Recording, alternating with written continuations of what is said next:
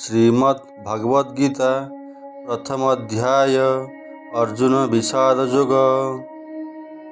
संजय उवाच एवमुक्तो हृषिकेशो गूढाकेशेन भारत सेनोरुभयोर्मध्ये स्थापयित्वा रथोत्तमम्। संजय कहिले, हे धृतराष्ट्र, निद्रा को जय करिथिबा अर्जुनଙ୍କ द्वारा एहीपरि संबोधित होई श्रीकृष्ण तांकर सुंदर रथ को दुई सैन्य बाहिनी मध्य स्थापन कले।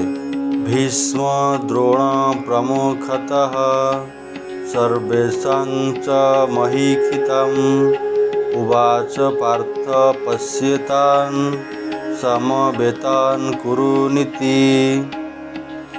भीष्म द्रोणाचार्य एवं अन्य समस्त राजांक उपस्थिति रे श्रीकृष्ण कहिले, हे पार्थ, एठारे एकत्रित होइथिबा कुरु मानंकु लक्ष्य कर।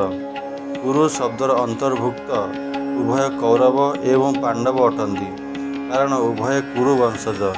श्रीकृष्ण उद्देश्यमूलक भाव में एठारे यही शब्दर व्यवहार करिसंति, जद्वारा अर्जुनंक मनरे भातृभाव उद्रेक हेब एवं से अनुभव करिवे जे सेमाने समस्ते एक अटंती। से इच्छा करुले भातृभाव बंधन कारक होई अर्जुन को द्वंद्व पकाइब, जद्वारा तांकु भगवद गीतार शास्त्र ज्ञान प्रकाश करने सुजोग मिलिब, जहा आगामी कली जुगर मनुष्य को उपकृत करिब। तेणु धार्तराष्ट्रान धृतराष्ट्रंक पुत्र शब्द परिवर्ते से कुरु वंशज शब्द व्यवहार करिसंति।